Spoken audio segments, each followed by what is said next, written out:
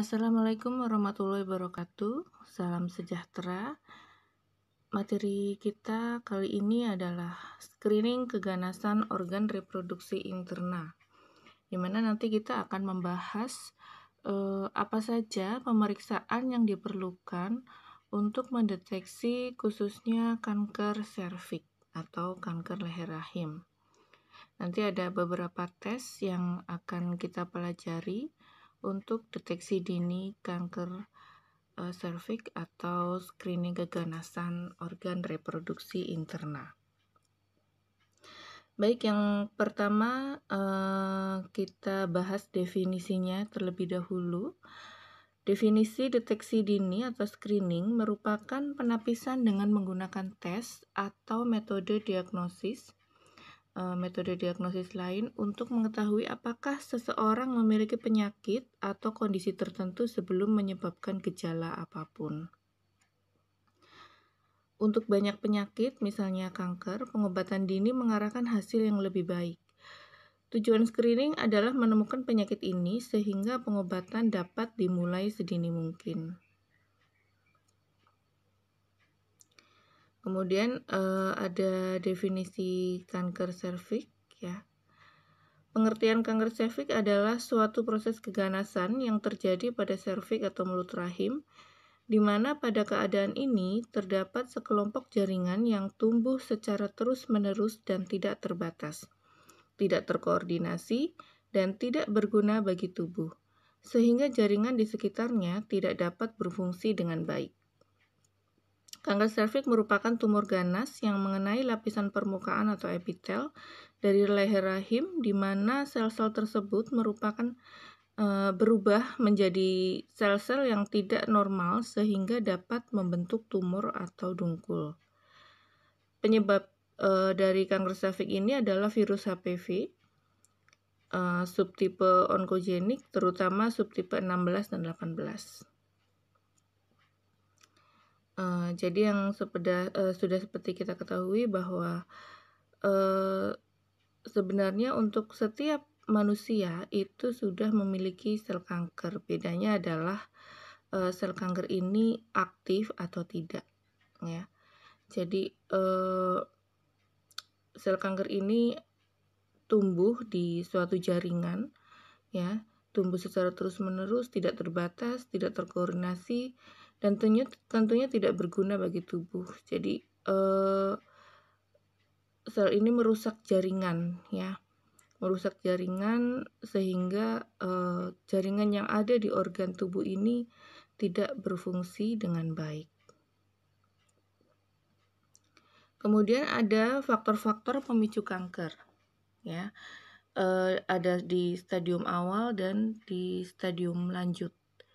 Di stadium awal ini faktor pemicunya apa saja? Yang pertama yaitu umur pertama kali berhubungan seksual, biasanya kurang dari 20 tahun, di bawah umur 20 tahun. Dikatakan bahwa pada usia muda, epitel serviks uteri belum cukup kuat untuk menerima rangsangan spermatozoa. Makin muda umur pertama kali kawin, makin tinggi resiko mendapatkan kanker serviks uteri.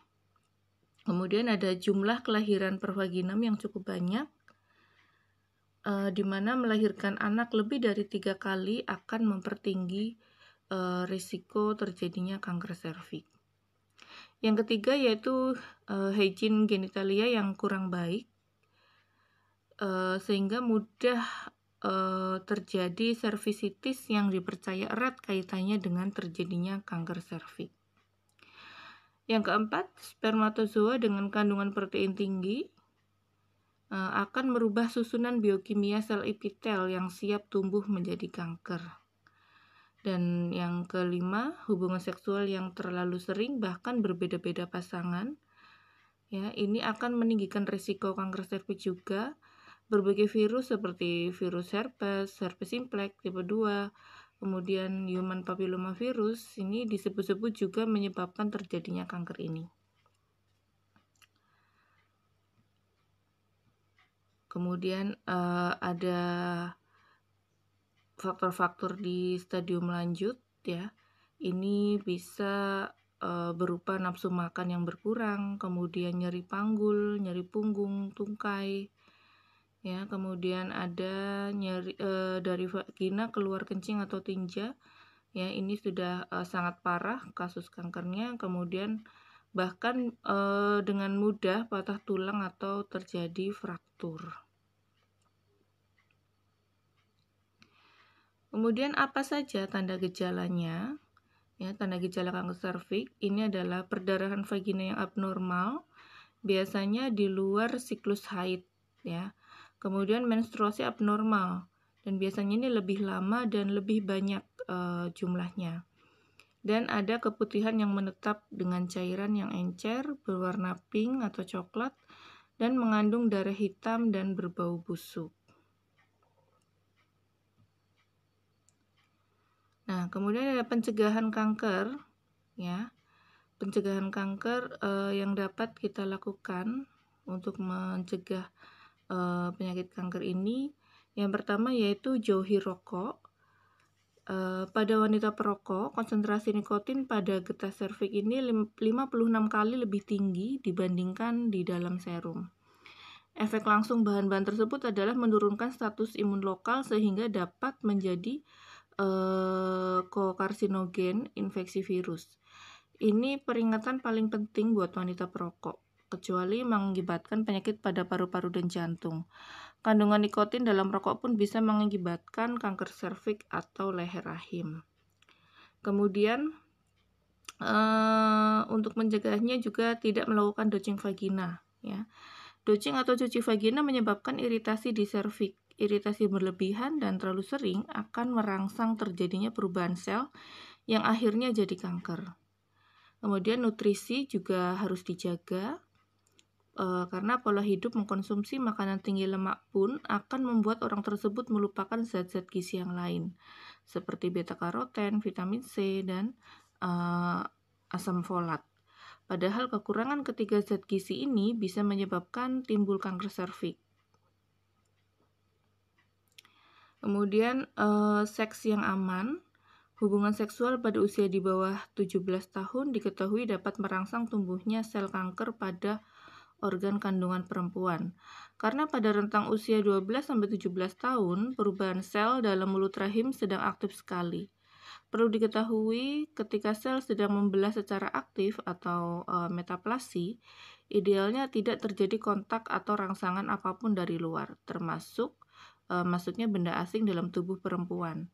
Dengan adanya benda asing termasuk alat kelamin laki-laki dan sel sperma akan mengakibatkan perkembangan sel ke arah abnormal. Berikutnya, tidak berganti-ganti pasangan. Bila berganti-ganti pasangan, hal ini terkait dengan kemungkinan tertularnya penyakit kelamin, salah satunya virus HPV. Virus ini akan mengubah sel-sel di permukaan mukosa hingga membelah menjadi lebih banyak. Apabila terlalu banyak dan tidak sesuai dengan kebutuhan, tentu akan menjadi sel kanker. Berikutnya yaitu sunat pada laki-laki.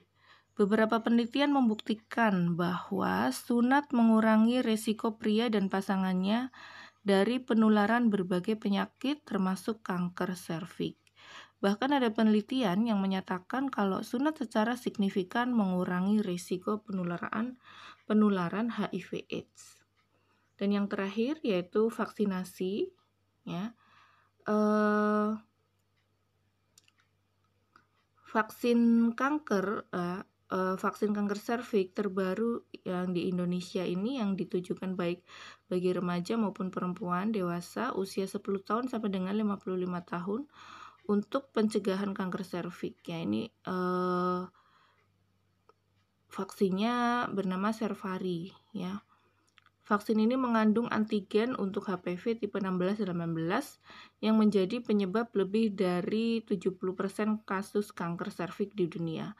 Vaksin kanker serviks GSK memberikan 100% perlindungan terhadap HPV tipe 16 dan 18 yang terkait dengan lesi prakanker.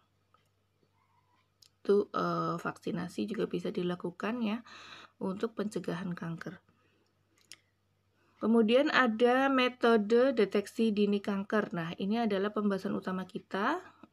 Apa saja screening yang bisa dilakukan untuk mendeteksi kanker serviks ini, ya, yaitu ada IVA dan pap smear. Kita akan bahas terlebih dahulu yang metode IVA.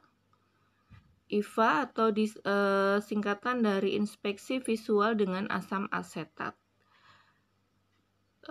Tes IVA adalah metode tes yang berupa pengolesan asam asetat 3-5% pada leher rahim, dilanjutkan dengan inspeksi menggunakan mata untuk melihat adanya daerah abnormal.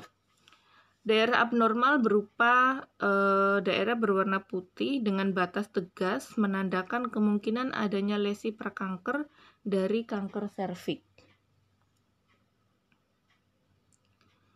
Kelebihan metode screening IVA yaitu mudah, praktis, dan sangat mampu terlaksana. Butuh bahan dan alat yang sederhana dan murah. Kemudian sensitivitas dan spesifikasinya cukup tinggi. Dapat dilaksanakan oleh tenaga kesehatan bukan dokter ginekologi. Ya, dapat dilakukan oleh bidan di setiap tempat pemeriksaan kesehatan ibu atau dilakukan oleh semua tenaga medis yang terlatih. Jadi metode IVA ini tidak harus seorang dokter yang melakukan karena bidan pun bisa melakukannya. Biasanya ada pelatihan terlebih dahulu untuk melakukan tes IVA. Kemudian ada metode screening IVA sesuai untuk pusat pelayanan sederhana. Jadi metode ini juga karena metode ini sederhana ya, jadi sesuai untuk pusat pelayanan sederhana. Jadi misalnya di BPM pun bisa ya, di puskesmas pun bisa. Jadi IVA ini bisa dilakukan oleh selain oleh tenaga kesehatan yang tidak harus dokter obgyn, juga bisa dilakukan di pusat pelayanan kesehatan yang sederhana. Apa saja syarat untuk ikut tes IVA? Yang pertama, sudah pernah melakukan hubungan seksual. Ya, jadi syaratnya itu tidak sedang datang bulan atau haid, ya. Kemudian tidak sedang hamil, dan yang terakhir 24 jam sebelumnya tidak melakukan hubungan seksual. Nah, kemudian pelaksanaan screening IVA, apa saja yang harus dipersiapkan, yaitu ruangan tertutup karena pasien diperiksa dengan posisi litotomi, ya. Kemudian ada meja gin atau tempat tidur periksa yang memungkinkan pasien berada pada posisi litotomi. Terdapat sumber cahaya untuk melihat serviks, ini biasanya pakai lampu sorot. Kemudian ada spekulum vagina yang nanti fungsinya untuk membuka vagina sehingga petugas kesehatan bisa dengan jelas melihat serviks. Ada asam asetat 3-5%, swab lidi berkapas ya. Kemudian ada sarung tangan. Nah, bagaimana cara penggunaan larutan asam asetat ini ya, larutan asam asetat 3-5%. Nah, jika yang digunakan adalah asam asetat 3%, maka encerkan asam asetat 25% menggunakan air dengan perbandingan 1:7. Contohnya, 10 mili asam asetat 25% diencerkan menggunakan 70 mili air. Ya, bisa menggunakan Aquades ya, air steril. Kemudian jika menggunakan asam asetat yang 5%, encerkan asam asetat 25% menggunakan air dengan perbandingan 1:4. Contohnya 10 mili asam asetat 25% diencerkan menggunakan 40 mili air. Nah, ini catatan penting juga, jika larutan asam asetat yang sudah diencerkan ini tidak boleh disimpan dan hanya boleh digunakan pada hari pembuatan. Jadi tidak boleh yang sudah diencerkan nggak boleh disimpan ya untuk penggunaan besoknya lagi, itu nggak boleh. Jadi harus digunakan pada hari yang sama. Nah, kemudian ada teknik IVA ya. Bagaimana teknik melakukan IVA? Ya. Yang pertama, pastikan identitas pasien terlebih dahulu, periksa status dan kelengkapan inform consent pasien. Kemudian minta pasien untuk menanggalkan pakaiannya dari pinggang hingga lutut dan menggunakan kain yang sudah disediakan ya, ini untuk menjaga privasi pasien. Kemudian posisikan pasien pada posisi litotomi, tutup area pinggang hingga lutut pasien dengan kain, cuci tangan dan gunakan sarung tangan, bersihkan genitalia eksternal lalu masukkan spekulum dengan hati-hati. Kalau sampai sini nanti kalian masih bingung caranya, nanti di pertemuan selanjutnya kita akan ada demonstrasi bagaimana caranya melakukan tes IVA. Kemudian selanjutnya yaitu posisikan spekulum hingga serviks dengan serviks jelas terlihat ya. Posisikan dulu spekulumnya. Jika serviks sudah jelas terlihat, bisa dikunci. Amati apakah ada jaringan kanker atau tidak. Jika terdapat jaringan kanker, maka pemeriksaan dihentikan karena itu sudah memerlukan rujukan. Kemudian bersihkan serviks dari cairan darah dan sekret dengan kapas lidi basah. Dan amati apakah sambungan squamocolumnar terlihat atau tidak. Oleskan kapas lidi yang sudah dicelupkan ke dalam asam asetat 3-5% ke seluruh permukaan serviks. Tunggu selama 1 menit, lalu lihat apakah ada daerah yang mengalami perubahan warna atau tidak. Nah, kemudian setelah diamati, ya sudah dapat kesimpulan seperti apa, baru keluarkan spekulum. Buang sarung tangan, kapas, dan bahan sekali pakai lainnya ke dalam tempat sampah khusus. Sedangkan untuk alat-alat yang dapat digunakan kembali, direndam dalam larutan klorin 0,5% selama 10 menit untuk dekontaminasi. Jelaskan hasil pemeriksaan kepada pasien, kapan harus melakukan pemeriksaan, serta rencana tata laksana jika diperlukan. Yaitu tadi langkah-langkah melakukan tes IVA. Ini adalah gambarnya, ya. Jadi bidan ini hanya melihat kondisi serviksnya, ya. Jadi sangat penting sekali ini juga menggunakan lampu sorot karena tanpa penerangan juga percuma ya, jadi nanti nggak kelihatan seperti apa serviksnya. Kemudian yang terakhir mendokumentasikan hasil pemeriksaan IVA ya. Hasil pemeriksaan IVA didokumentasikan dengan mencantumkan apakah sambungan squamocolumnar ini terlihat apakah penuh sebagian atau tidak terlihat. Hasil IVA apakah negatif, positif, atau kanker invasif, serta jumlah kuadran ektoserviks yang terkena ya.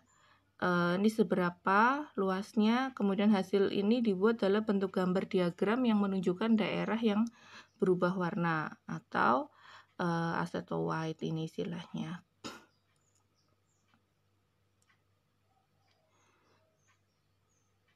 Kemudian ini contoh kasusnya ya.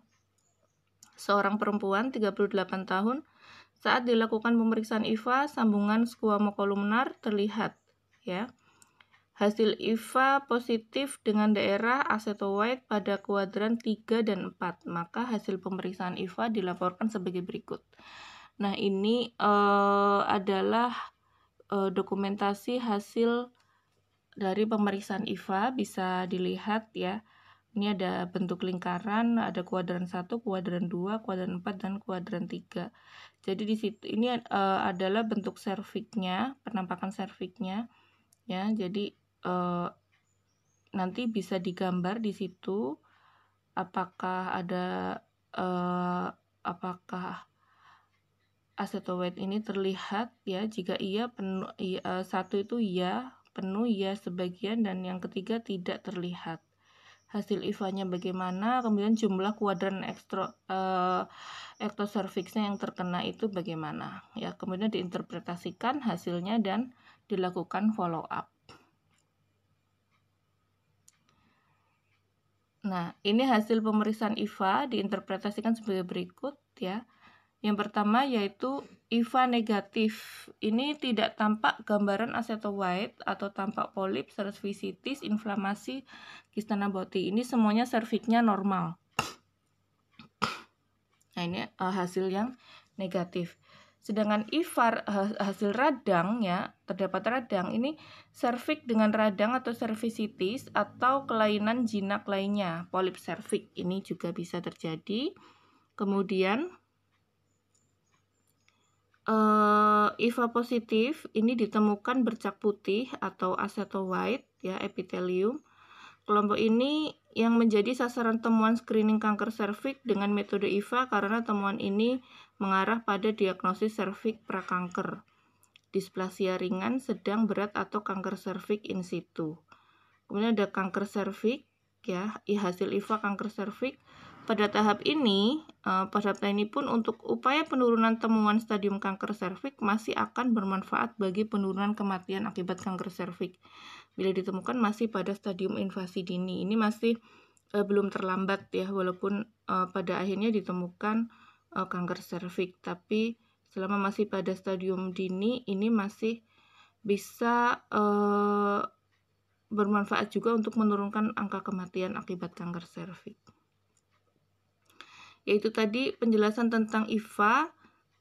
Selanjutnya kita akan mempelajari tentang pap smear ya. Tadi tes screening untuk kanker serviks itu ada 2, IVA dan pap smear. Nah, berikutnya yaitu tes pap smear adalah prosedur untuk mendeteksi kanker serviks pada wanita untuk menemukan sel-sel abnormal atau sel prakanker di leher rahim yang dapat berkembang menjadi kanker. Tujuan pap smear ini adalah untuk deteksi dini dan diagnosis kanker serviks, mengetahui perubahan perkembangan sel leher rahim sampai mengarah pada pertumbuhan sel sejak dini. Kapan sih dilakukan pap smear? Yaitu saat wanita berusia di atas 20 tahun yang telah menikah atau sudah melakukan senggama, dianjurkan sekali setahun ya secara teratur seumur hidup. Bila pemeriksaan tahunan 3 kali berturut-turut hasilnya normal, pemeriksaan selanjutnya dapat dilakukan setiap 3 tahun. Kemudian penata laksanaan pap smear, ini penata laksananya dilakukan di ruang dokter atau bidan. Pasien berbaring di atas meja periksa dengan lutut ditekuk. Kemudian secara perlahan spekulum dimasukkan ke vagina. Cara awalnya hampir sama dengan lakukan tes IVA tadi ya. Kemudian ambil sampel sel serviks dan membuat apusan atau smear pada slide kaca untuk pemeriksaan mikroskopis. Ini yang membedakan dengan tes IVA. Kalau tes IVA tadi kan dilakukan pengolesan asam asetat ya. Kalau ini kita ambil sampel sel serviks ya dengan membuat apusan pada serviks, kemudian dengan sangat hati-hati dikeluarkan tanpa menyentuh dinding vagina ya. Kemudian